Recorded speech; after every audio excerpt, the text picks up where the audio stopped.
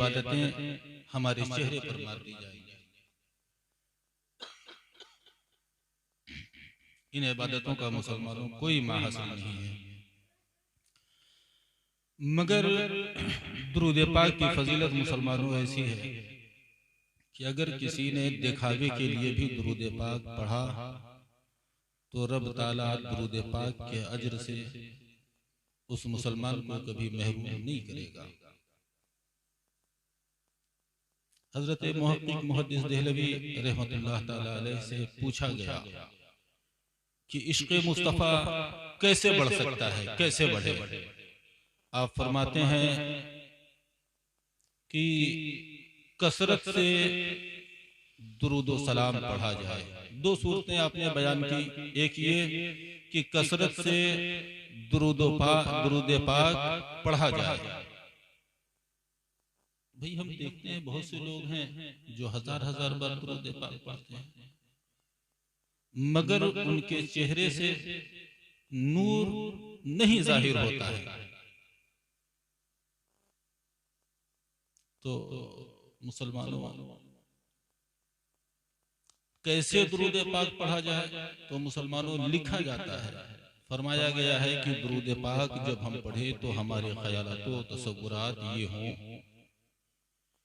कि हमारे आका से ज्यादा हुस्न जमाल वाला, ज्यादा खूबसूरत, ज्यादा खूबसूरत और ज्यादा साहिब अखलाक न मेरे आका से पहले कोई आया और न रोज़े क़यामत तक मेरे आका के बाद कोई आने वाला है।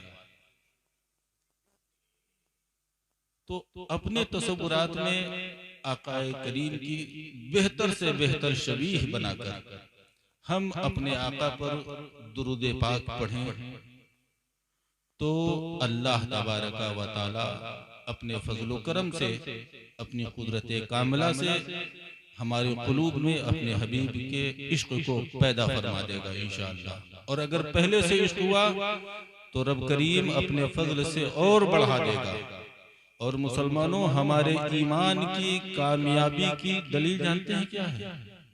इश्क मुस्तफा नहीं है तो सब किया धरा बेकार है, चाहे जितनी नमाजें पढ़ लें और जितने वज़ाइफ पढ़ लें, अगर आका से इश्क नहीं तो मुसलमानों सब बेकार है। दूसरी सूरत बयान की जाती है कि आका करीम सल्लल्लाहु ताला अलैहि वसल्लम का जिक्र किया जाए और सुना जाए। यहाँ तो माशाअल्लाह जब मैं आया था तो आप लोगों की तादाद कम थी, अब जब मैं यहाँ आके बैठा तो माशाअल्लाह तादाद कुछ बेहतर नजर आ रही है। मैं बोलूं या कोई भी बोले मुसलमान, मगर आप उनकी बातों को गौर से सुने ताकि आपको सीखने को मिले।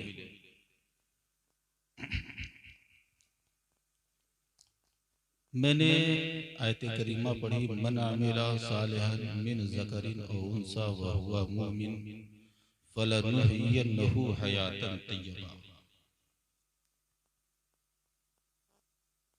अल्लाह तबारका व तआला कुरान पाक में इरशाद फरमाता है, जिसने नेक अमल किया, आया वो मर्द हो या औरत हो, बशर्ते के वो साहिब ईमान हो, बशर्ते के वो मोमिन हो, फलनुहयिन्नहु हयातन तय्यबा, तो मेरा वादा है कि मैं उसे पाकीज़ा जिंदगी अता करूंगा, उसकी जिंदगी को मैं पाकीज़ा बना दूंगा। तो मुसलमानों सोचने का ये मकाम है कि आज हम कहाँ खड़े हैं। आज से हम पीछे जाते हैं अपने बचपन के दौर में, 40 साल के आसपास मुसलमानों मेरी उम्र हो गई। आप लोगों में कुछ मुझसे छोटे होंगे, कुछ मुझसे बड़े होंगे, तो हमने देखा होगा कि जब हमारी मसाजिद से नमाजें पढ़कर बाहर निकलते थे तो हमारे तो छोड़ दीजिए, हमारे अपनों की बात ही छोड़ दीजिए, वो जो हमारे अपने नहीं थे ना, वो भी अपने बच्चों को लेकर इस यकीन से खड़े रहते थे कि ये नमाजी जो अपने रब की इबादत करके अपने रब की बारगाह में सजदा करके बाहर आ रहे हैं, इन्होंने मेरे बच्चों को फूंक दिया, दम कर दिया, तो मेरे बच्चे ठीक हो जाएंगे, बीमारी दूर हो जाएगी। मगर हमारी बेहरा रही मुसलमानों। आज मालूम है हम कहाँ खड़े हैं। मैंने और भी आयतें आगे पढ़ी थी। एक आयत करीमा मैंने और पढ़ी, मैं यामल सुयुज्जा बिही, रब ताला फरमाता है वो जो बुरे अमल करेगा उसे उसका बदला दिया जाएगा। कब बदला दिया जाएगा, कहाँ बदला दिया जाएगा मुसलमानों? तो मुफस्सिरीन फरमाते हैं फिर दुनिया वल आखिरा, दुनिया में भी दिया जाएगा और आखिरत में भी दिया जाएगा। और दूसरी आयत करीमा में रब ताला ने इसको बिल्कुल साफ और वाज़ेह कर दिया, वमन आरदा अन ज़िक्री फ़इन्ना लहू मईशतन दनका, और वो जिसने मेरे जिक्र से मुंह मोड़ लिया, मेरे जिक्र से इन्हिराफ किया, फ़इन्ना लहू मईशतन दनका, तो मैं उस पर जिंदगी के शबो रोज तंग कर दूंगा। वनहशुरुहु यौमल क़ियामति आमा, और जब हश्र कायम होगा तो मैं उसे अंधा कर दूंगा। तो मुसलमानों, हश्र तो अभी ना हमने देखा ना आपने देखा, और हमें समझाने और बताने वाले मुसलमानों इस तरह से मिलते हैं कि किसी ने कल देखा। इस तरह के लोग भी मिलते हैं, किसी ने कल देखा। मगर आज देखिए मुसलमानों, आज हम कहाँ खड़े हैं। आप अपनी पुरानी तारीख पढ़िए, किसी में दम रहा हो, किसी ने आंख उठा के देख लिया हो आपके आबा अजदाद। आप आज के हालात का जायजा लीजिए। क्या आप आजादाना कुछ बोल सकते हैं? आपके दिल के एहसासात चाहे जो भी हो, मगर मजबूरी यह है कि हम आज पस्ती के उस दलदल में खड़े हैं कि हम अपने दिल के एहसासात को अपने दिल के अंदर दबाए बैठे हैं। तकरीर करना मुसलमानों मकसद नहीं है। वो जिन्होंने नेक अमल किया, जानते हैं आज वो कौन है? आज हम उनके जिक्र की भी महफिलें सजाते हैं। हजरत सरकार गौसुल आज़म को देख लीजिए, हजरत अबू बकर शिबली को ही देख लीजिए, हजरत सरकार गरीब नवाज को देख लीजिए, मखदूम अशरफ जहांगीर समनानी को देख लीजिए, हजरत महबूब इलाही को देखिए। इन लोगों ने मुसलमानों नेक अमल किया तो आज एक लंबा वक्त गुजर गया, लंबी मुद्दत गुजर गई, मगर आज भी हम और आप उनका जिक्र करते हैं। आप और आगे बढ़िए, आप आले बिलग्राम को देख लीजिए, उनके आबा अजदाद को देखिए, सरकार मसौली के आबा अजदाद को देखिए, आप सरैया आगर के देख लीजिए, उनका तज़किरा आज हम करते हैं, आज उनका जिक्र करते हैं, और उनका जिक्र करने में हम अपने आप पर फख्र महसूस करते हैं। मुसलमानों, आला हजरत की जात को देख लीजिए। ये प्रोग्राम इस खुशी में रखा गया कि साहिब खाना जनाब मोहम्मद शफीक साहब के लड़के की फजीलत की दस्तार हुई, बाबू आलिमियत की दस्तार हुई। अहले खाना को खुशी इतनी हुई कि फिर प्रोग्राम रख दिया कि चलिए इस मुबारक साथ को अल्लाह और अल्लाह के रसूल और अल्लाह के महबूब बंदों का जिक्र करके मनाते हैं। आला हजरत का नाम सुना है आप लोगों ने? पीछे वाले बताए, आला हजरत का नाम सुना है? मालूम है आपको आला हजरत कैसे बन गए? एक तो ये कि आक़ाए करीम के फरमान पर सख्ती से अमल पैरा थे, दूसरा ये कि शरीयत के सख्त पाबंद थे, उसमें कहीं कोई नरमी नहीं थी,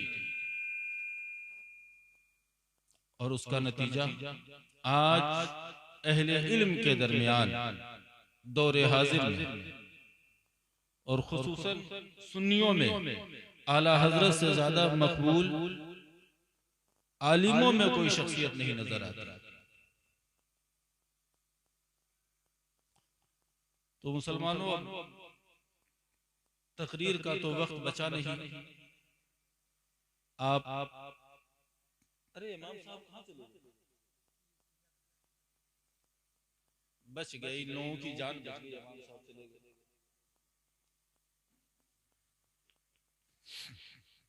तो मुसलमानों, आप लोग नमाज की पाबंदी करते हैं? अरे भाई बताइए, करते हैं नहीं करते हैं? मेरा कुछ नहीं है उसमें। अब हाथ उठवाएं तो ठीक नहीं लगता, ऐसे बता दीजिए करते हैं नहीं करते हैं। करते हैं, करते हैं तो अच्छी बात है, और नहीं करते हैं तो करना शुरू कर दीजिए। जिंदगी का मुसलमानों को कोई भरोसा नहीं। आज हम हैं, कल रहेंगे, नहीं रहेंगे, इसकी कोई गारंटी नहीं। आप पढ़ते हो तो बहुत अच्छी बात है, मगर नहीं पढ़ते तो शुरू कर दो पढ़ना। और हम अगर अपने रब के ताबे न हुए ना मुसलमानों, तो हमारी औलाद हमारे ताबे नहीं होगी। जानते हो, जब कोई इंसान गुनाह करता है और खल्के खुदा से छुप कर गुनाह करता है, तो रब ताला फरमाता है कि मेरे इस बंदे ने मुझे मेरी मखलूक के बराबर भी नहीं समझा, कि मेरी मखलूक से तो पर्दा कर लिया और मेरे पर्दे का लिहाज ही नहीं किया। इसलिए आप लोग अपने आप को गुनाहों से बचाएं। वो जो बच्चे हैं वो अपने आप को वालिदैन की नाफरमानी से बचाएं। मुसलमानों, कुछ नहीं साथ जाने वाला है। हम कमाएंगे, बनाएंगे, और फिर एक दिन आएगा सब छोड़ के जाएंगे। कमाइए, अच्छी बात है, और अपनी कमाई से अपने बच्चों की अच्छी तालीम कीजिए, बेहतर से बेहतर।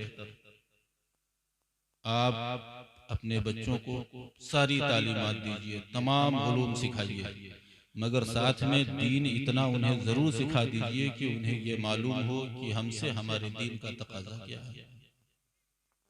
मैं ये नहीं कहता कि आप अपने बच्चों को सिर्फ आलिम बनाइए।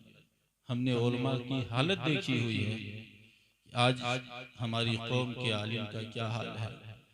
पहली कमी तो हमारी कौम की और हमारे उलमा की भी जो है वो मुसलमानों ये है कि अगर मौलवी काम करे, मौलवी काम करे तो हम उसे मौलवी मानने को तैयार हैं। और पढ़ते पढ़ाते हमारा जो मिजाज बन जाता है कि कपड़े पे धूल ना लगने पाए। अच्छा, कपड़े पे धूल नहीं लगेगी तो काम कैसे होगा? हमारा मिजाज ये है कि कपड़े पे धूल ना लगे, और आपका मिजाज ये है कि आलिम है तो उसे काम नहीं करना चाहिए। अच्छा बताइए, वो काम करेगा नहीं? आपका मिजाज है, धूल ना लगे उसका मिजाज है, बताइए फिर वो खाएगा क्या?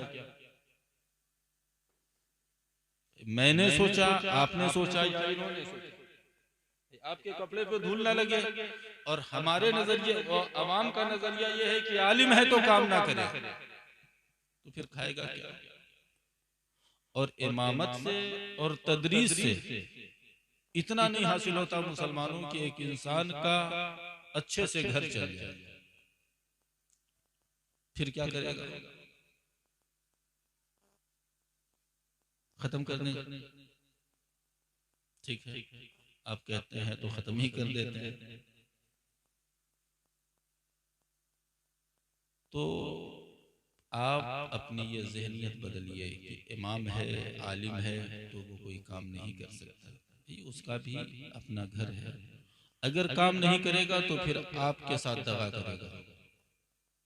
हजरत इमाम शाफी रहमतुल्लाह ताला अलैह ने एक मदरसा खोला, और मदरसे में ये कानून बना कि यहाँ पढ़ेगा वही जो इल्म दीन के साथ साथ कोई माशी तालीम भी हासिल करेगा, असातिज़ा कहने लगे हुजूर इसकी ज़रूरत क्या है? तो मुसलमानों हज़रत इमाम शाफ़ी फरमाते हैं कि उसके पास अगर ज़रिए माश होगा तो वो, अगर उसके पास कोई हुनर होगा तो वो अपने हुनर को ज़रिए माश बनाएगा, और अगर हुनर नहीं होगा तो वो अपने इल्म को बेचेगा। तो ये वाली ज़हनियत जो रह गई है कि हम आलिम हैं तो फिर हमें प्रोग्राम करना है, ये वाली ज़हनियत हमें भी नुकसान पहुंचा रही है और आपको भी नुकसान पहुंचा रही है। तो मुसलमानों, सब मिलाकर कहना यह है कि आप लोग नमाज की पाबंदी करो। अच्छा, आप ठीक होगे तो आपका बच्चा भी ठीक होगा, आप नहीं ठीक होगे तो फिर बच्चा कहाँ से ठीक होगा? मैं नमाज ना पढ़ूं और ये उम्मीद करूं कि मेरा बेटा नमाजी हो जाए, हो सकता है ऐसा? मैं नमाज ना पढ़ूं, आप नमाज ना पढ़ें और फिर ये उम्मीद करें कि हमारा बेटा नमाजी हो जाए, तो ऐसा हो सकता है? बाप शराबखोर हो और फिर ये उम्मीद करे कि मेरा बेटा शराब नहीं पिएगा, ऐसा हो सकता है? तो मुसलमानों, हमें अपनी आने वाली नस्लों के लिए अपने आप को मिसाल बनाना चाहिए। हम ठीक होंगे तो हमारी आने वाली नस्लें ठीक होंगी, हम ठीक नहीं होंगे तो आने वाली नस्लें ठीक नहीं होंगी। जानते हैं, बच्चों की पहली दरसगाह माँ की गोद होती है। माएँ अगर दीन पर अमल नहीं करेंगी तो बच्चों की ज़हनियत पहले वहां से खराब होगी, फिर बाप भी दीनदार नहीं निकला तो बाप को देखकर और ज़हनियत खराब होगी। तो माएँ भी दीन पर अमल करें और बाप भी दीन पर अमल करें, ताकि हमारे बच्चे जब अपने माँ बाप के शबो रोज देख कर बड़े होंगे तो उस तरह से अपने आप को ढालने की कोशिश करेंगे। रब ताला की बारगाह में दुआ है, अल्लाह तबारक व ताला हमें और आपको नेक अमाल करने की तौफीक अता फरमाए। आमीन। और हमें अपने बच्चों को अच्छी तालीमात देने का आदी बनाए। अस्तगफिरुल्लाह रब्बी मिन कुल्लि ज़ंबि व अतूबु इलैहि व आखिरु दावाना अनिल हम्दुलिल्लाहि रब्बिल आलमीन। वस्सलामु अलैकुम।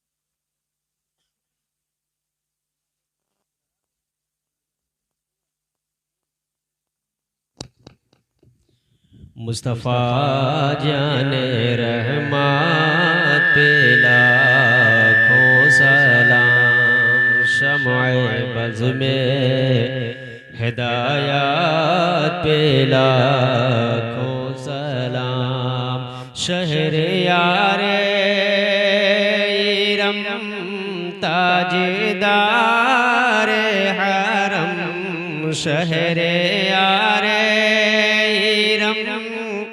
ताजदार हरम, नौबहारे शफाअत पे लाखों सलाम, मुस्तफ़ा जान रहमत पे लाखों सलाम। हम गरीबों के आका पे बेहद दुरूद, हम गरीबों के आका पे बेहद दुरूद, हम फकीरों की सरवात पे लाखों सलाम। मुस्तफा जाने रहमत पे लाखों। काश महशर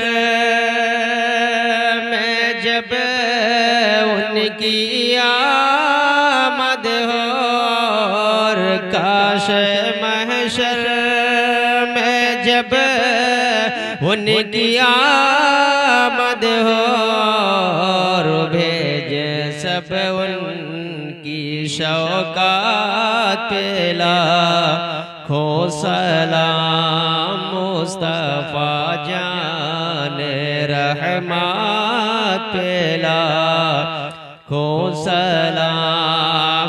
मुझसे खिदमत के कुदसी का है हर आज़ा, मुझसे खिदमत के कुदसी का है हर आज़ा। मुस्तफा जाने रहमत पे लाखों।